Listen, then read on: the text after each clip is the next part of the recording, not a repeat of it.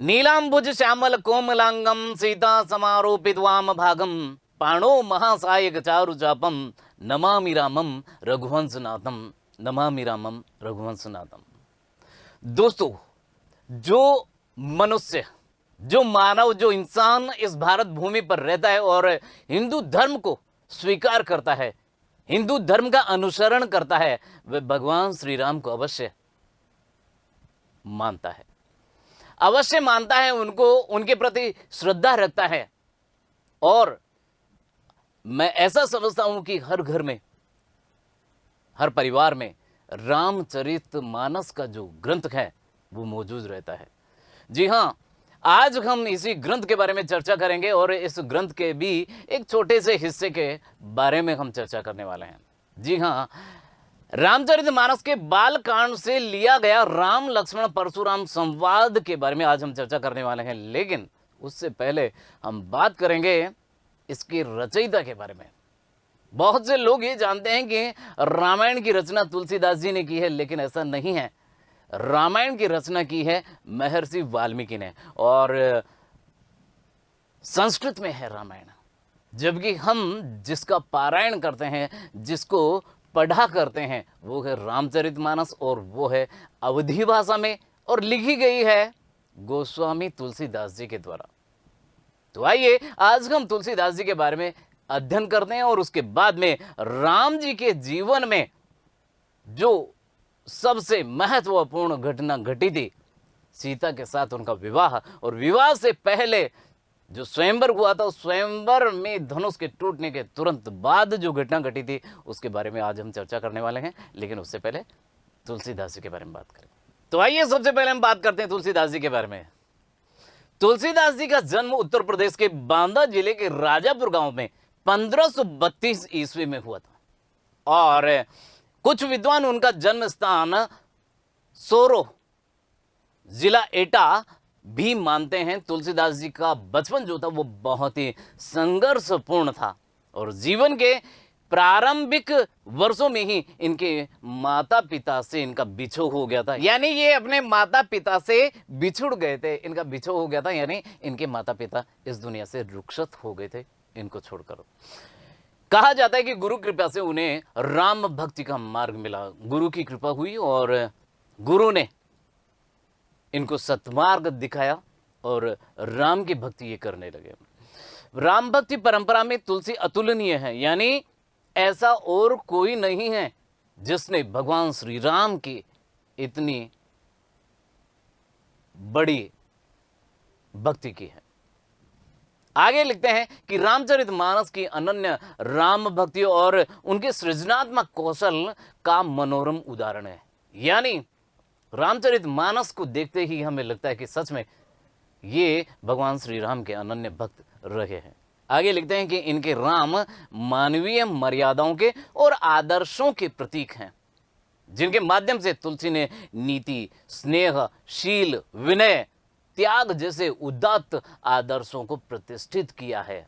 अर्थात जो व्यक्ति रामचरितमानस का अध्ययन कर लेता है वह सच में शील से परिपूर्ण हो जाता है, अर्थात नम्रता उसमें समाहित हो जाती है, वह नम्र बन जाता है, वह मर्यादाओं का पालन करने लगता है।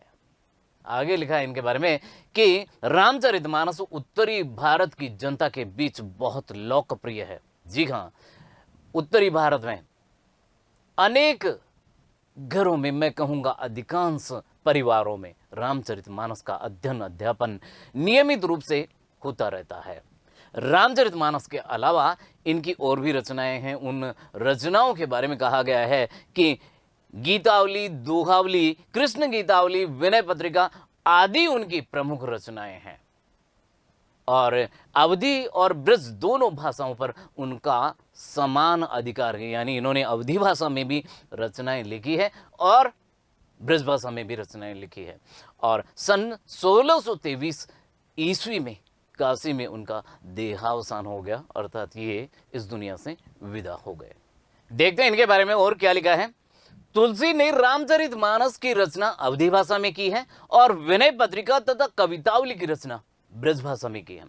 उस समय प्रचलित सभी काव्य रूपों को तुलसी की रचनाओं में देखा जा सकता है। यानी अनेक कवियों ने तुलसीदास जी की रचनाएं जो है उनमें अपनी प्रतिछाएं देखी है, अर्थात उनकी नकल करने का प्रयास किया है या उनका अनुसरण करने का प्रयास किया है। रामचरितमानस का मुख्य छंद चौपाई है तथा बीच बीच में दोहे, सोरठे, हरिगीतिका तथा अन्य छंद भी पिरोए गए हैं। आगे लिखा है कि विनय पत्रिका की रचना गेय पदों से हुई है। गेय पद क्या होते हैं? गेय पद होते हैं जिनको गाया जा सके, तो विनय पत्रिका को गाया जा सकता है। और कवितावली में सवैया और कवित्व छंद की छटा देखी जा सकती है। कवितावली जो इनकी रचना है उसमें कवित्व और सवैया ये दोनों छंद विशेष रूप से प्रयुक्त हुए हैं। उनकी रचनाओं में प्रबंध और मुक्तक दोनों प्रकार के काव्य का उत्कृष्ट रूप है। तो शुरुआत करते हैं हम रामचरितमानस के बालकांड से संकलित किया गया राम लक्ष्मण परशुराम संवाद। ये घटना उस समय की है जब भगवान श्री राम और उनके चारों भाई अयोध्या में गए स्वयंवर के लिए।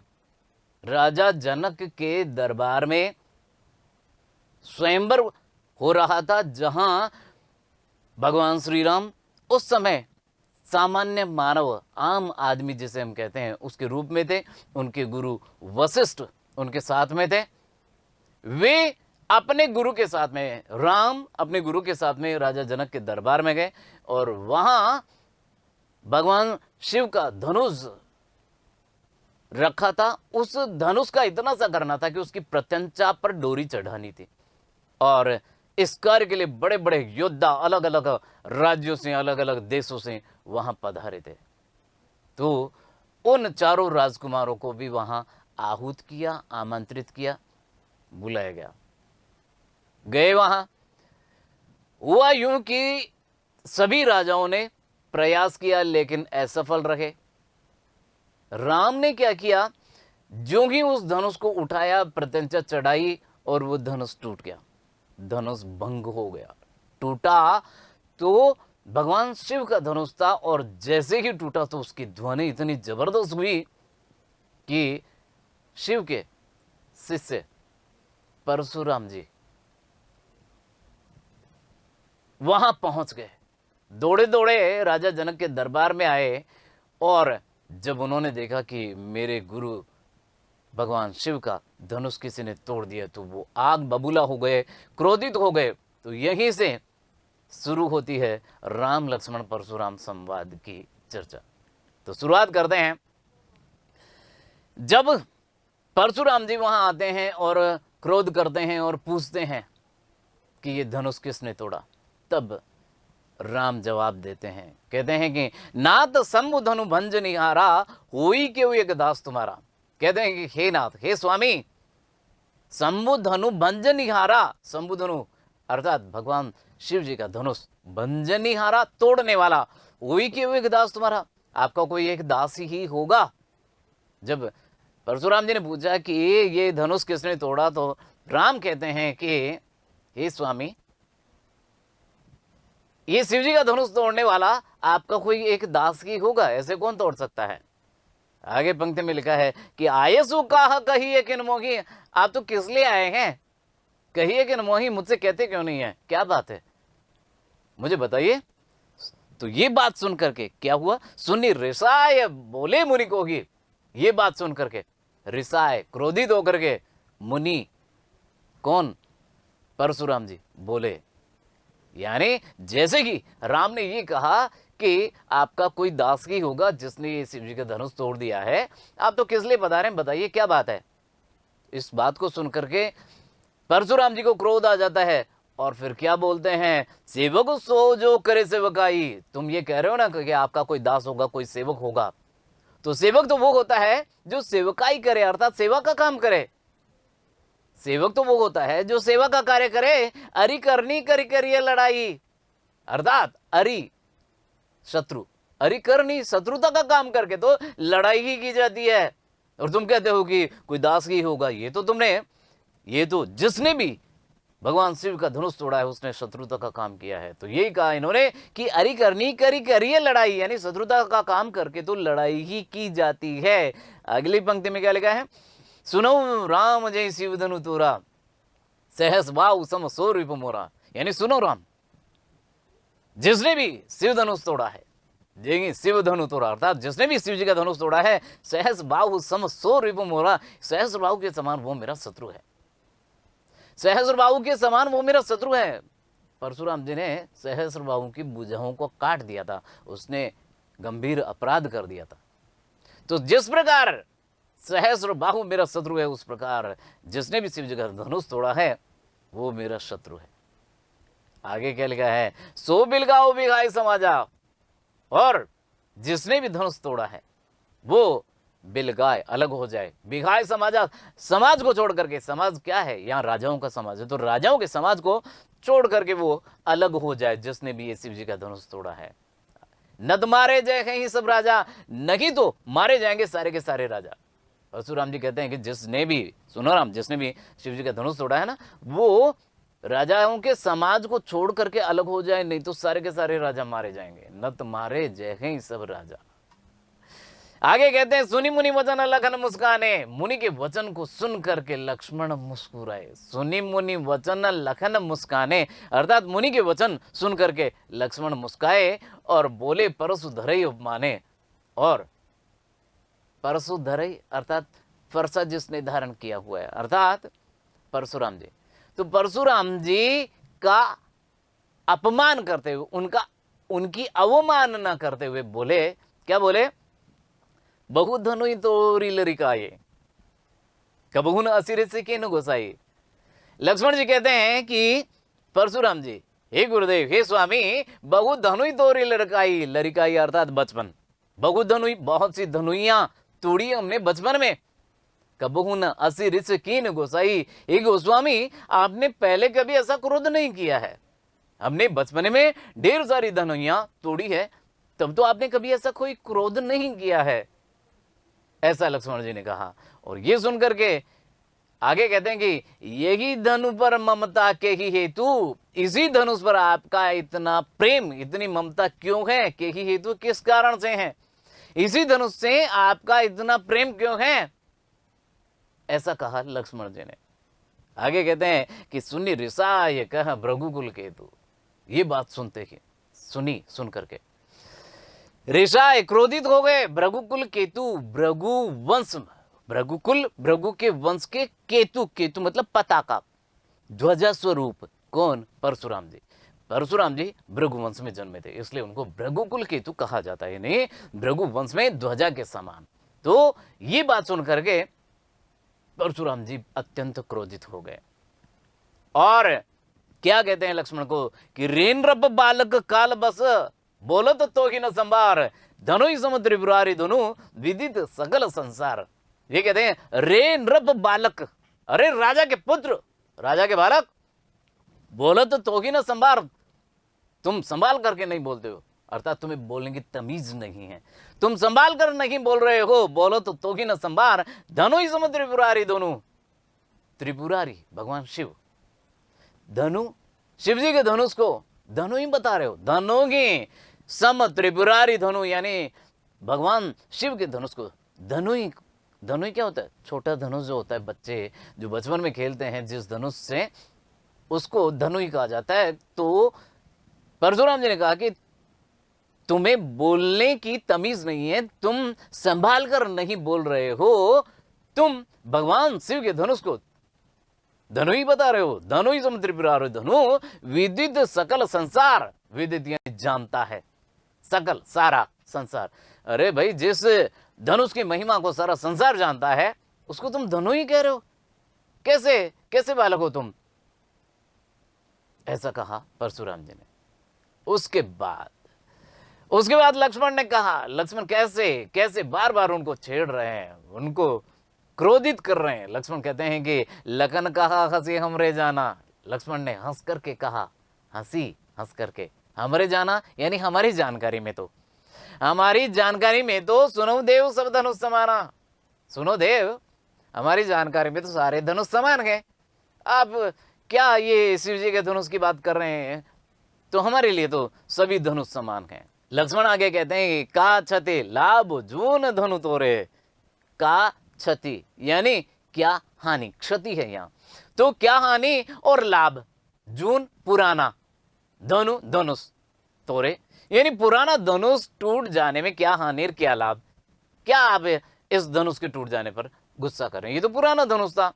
देखा राम नयन के बोरे, राम ने तो नयन यानी नया, बोरे अर्थात नया समझा था, यानी राम ने तो इसको नए के भरोसे में इसको उठाया था, लेकिन ये तो पुराना धनुष था और ये पुराना धनुष टूट गया, तो इसमें क्या हानि और क्या लाभ। देखा राम नयन के बोरे अर्थात राम ने तो, बड़े भैया ने तो इसको नया समझा था, लेकिन ये तो पुराना धनुष था।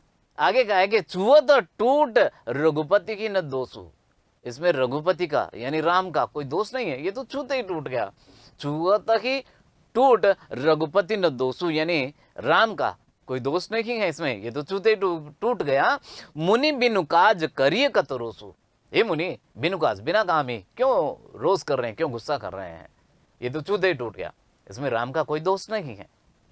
आगे लिखा है कि बोले चितु परस की ओरा, चितई इशारा करते हुए, परस की ओर फरसे की ओर इशारा करते हुए परशुराम जी कहते हैं कि रे सट सुने की सुभावन मोरा, रे सट अरे मूर्ख, सट यानी मूर्ख होता है।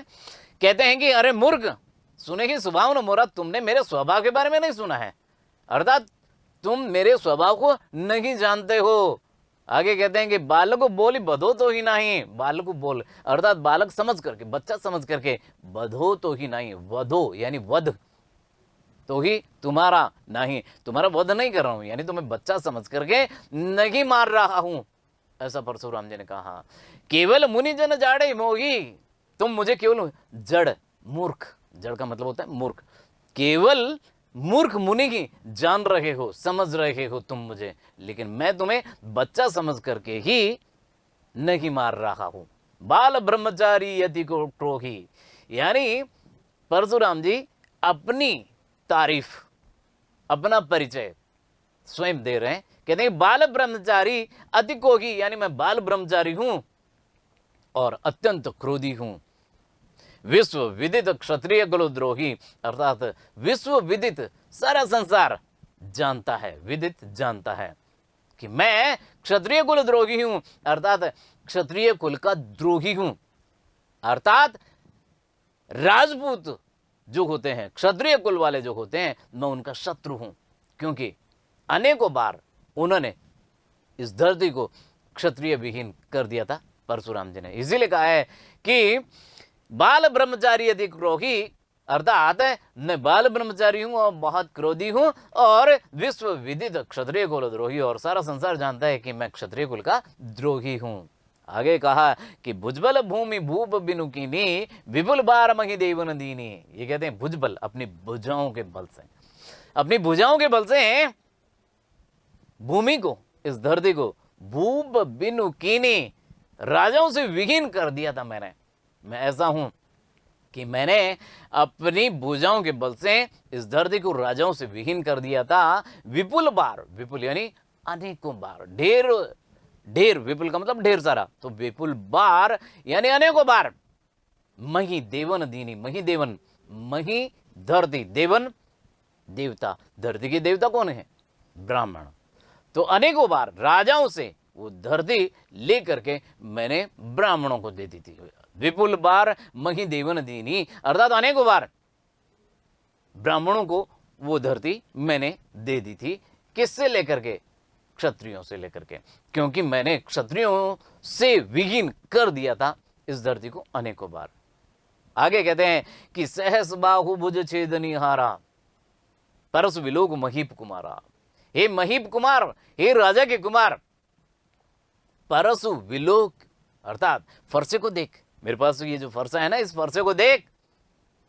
कौन सा फरसा ये? सहस बाहु भुज छेदनिहारा, ये सहस्र बाहु की भुजाओं को काटने वाला, छेदनिहारा अर्थात काटने वाला। हे राजा के पुत्र, सहस्र बाहु की भुजाओं को काटने वाले मेरे इस फरसे को देख। इसका प्रभाव क्या हुआ? तुलसीदास जी आगे लिखते हैं कि माँ तो पिता की जनी सोच बस, करसी महिष किशोर, गर्भन के अर्भक दलन, परस मोर अति घोर। परशुराम जी कहते हैं कि अपने माता पिता को चिंता में मत डाल। माता पिता की जनी यानी थोड़ा सोच, बस सोचने के लिए विवश मत कर, चिंता में मत डाल। हे महिष किशोर, अरे राजा के पुत्र, अपने माता पिता को चिंता मग्न मत कर, चिंतित मत कर। गर्भन के अर्भक दलन, परस मोर अति घोर, यानी मेरा ये जो फरसा है वो कैसा है? गर्भन के अर्भक दलन, यानी गर्भ में पल रहे बच्चों को भी दलन अर्थात नष्ट करने वाला है। मेरा ये जो फरसा है वो ऐसा है कि गर्भ में पल रहे बच्चों को भी नष्ट कर डालता है। तो गर्भन के अर्भक दलन, परस मोर अति घोर, मेरा ये जो अत्यंत प्रचंड फरसा है वह मेरे गर्भ में पल रहे बच्चों को भी नष्ट करने वाला है। ऐसा मेरा फरसा है।